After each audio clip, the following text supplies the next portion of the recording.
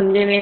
اور یہ کون سمجھاتا ہے؟ اسلام ہمارے ذہن میں ایسا خیالات ڈالتا ہے کہ کوئی بات نہیں، اس کو بھائی بنا لو، اس سے باتیں کرنا شروع کر دو. پھر وہ بات کہاں سے کہاں پہنچ جاتی ہے، کیونکہ نامحرم نہ محرم ہوتا ہے. اور کبھی بھی نامحرم مخلص نہیں ہوتا، کبھی بھی مخلص نہیں ہوتا. نامحرم اگر مخلص ہوتا اللہ تعالیٰ کبھی بھی اس سے پردے کرنے کا حکم نہ دیتی. یہ سب سے بڑی دلیل ہے اس چیز کی کہ نامحرم کبھی مخلص نہیں ہوتا.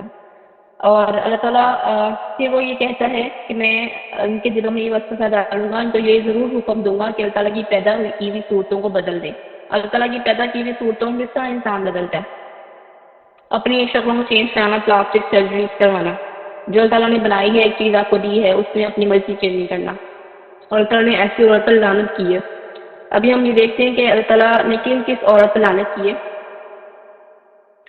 یہ جو آئی بروز کے جو بال میجورٹی کرتی ہے اس پر سب کچھ جڑا لگے، شاید یقین بھی نہ آئے. حضور پاک صلی اللہ علیہ وسلم نے فرمایا ہے کہ وہ عورت اللہ تعالیٰ نے مصنوعی بال لگانے والی، مطلب جو ہم لگاتے ہیں ویگ ایکسٹینشن لگاتے ہیں بالوں کو، چاہے فنکشن پہ لگا رہے ہیں، تو جس کے بارے میں حضور پاک صلی اللہ علیہ وسلم نے فرمایا کہ اللہ تعالیٰ نے مصنوعی بال لگانے والی اور جس پہ لگایا جائے دونوں پہ لعنت بھیجی ہے. لعنت کا مطلب ہم نے پہلے واضح کر لیا کہ لعنت کیا ہوتی ہے. اللہ تعالیٰ اپنے فضل اور رحمت سے محروم کر دیتا ہے اس عورت کو. کون سی عورت کو؟ جو مصنوعی بال لگاتی ہے، جو لگا رہی ہے وہ بھی اور جو جس نے لگائے ہیں وہ بھی، مطلب دونوں. جس نے آپ کو ایکسٹینشن لگائی ہے اور جس کے لگائی ہے، ان دونوں پہ اللہ تعالیٰ نے لعنت بھیجی ہے. یہ نبی پاک صلی اللہ علیہ وسلم فرما رہی ہے. اور یہ بخاری کی حدیث ہے 5941 نمبر پہ، آپ چیک بھی کر سکتے ہیں اگر کسی کو ڈاؤٹ ہو تو. کیونکہ اتنا عام ہو چکا ہے، وہی بات ہے نا، گناہ اتنا عام ہو گیا کہ گناہ لگتا ہی نہیں ہے. اس کے بعد پھر عورتوں کو بانس بنانا، مطلب جو عورتیں خود سے روک دیتی ہیں کہ پریگننسی نہ ہو، اس کے لیے اس طرح کی کوئی بھی ٹریٹمنٹ جب لیے جاتے ہیں وداؤٹ اینی پرپس، مطلب کوئی ایسا سیریس ایشو نہیں ہے، اس کے باوجود آپ یہ کام کر رہے ہیں، تو اللہ تعالیٰ نے اس پر بھی لعنت بھیجی. اس کے بعد جو آئی بروز بنائی جاتی ہیں، اس پہ تو اللہ تعالیٰ نے باقاعدہ طور پر لعنت بھیجی ہے کہ جو آئی بروز بناتی ہیں، پلک کا یہ جو بھنویں ہوتی ہیں، ان کا ایک بال بھی اتارا جو جاتا ہے، اس پہ اللہ تعالیٰ نے اس پہ اللہ تعالیٰ نے عورت پہ بہت لعنت بھیجی ہے کہ ایسے کرنے سے. ایون کہ ایک لڑکی نے کہا تھا کہ میری شادی ہے تو کیا میں ایکسٹینشن لگا سکتی ہوں. سیدہ اسما بنت ابو بکر رضی اللہ عنہ نے بیان کیا، جو کہ ابو بکر رضی اللہ تعالیٰ عنہ کی بیٹی تھی.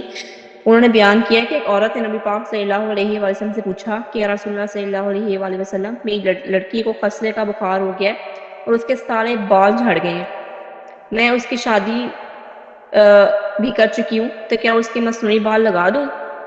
مطلب اتنی سویئر کنڈیشن ہے کہ اس کے سر پہ بال نہیں ہے، اس کے سارے بال جھڑ چکے ہیں، اس کی شادی بھی ہو گئی ہے، تو کیا میں آپ اس کے مصنوعی بال لگا سکتی ہوں؟ تو اس پہ رسول پاک صلی اللہ علیہ وسلم نے فرمایا تھا کہ اللہ تعالیٰ نے مصنوعی بال لگانے والی اور جس کے لگایا جائے دونوں پہ لعنت بھیجی ہے.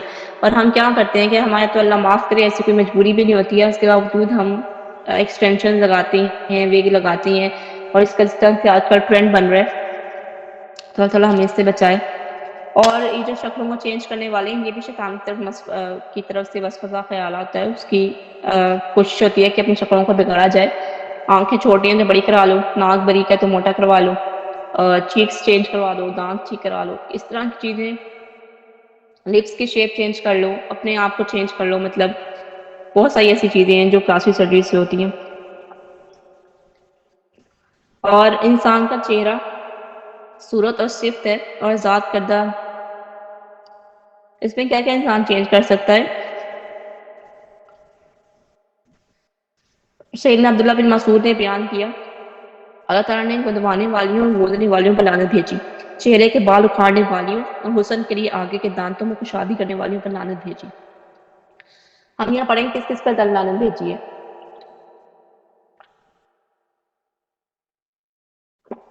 ایک تو یہ جو ہے بخاری کی حدیث ہے 4886 نمبر پہ، آپ اس کو چیک بھی کر سکتے ہیں.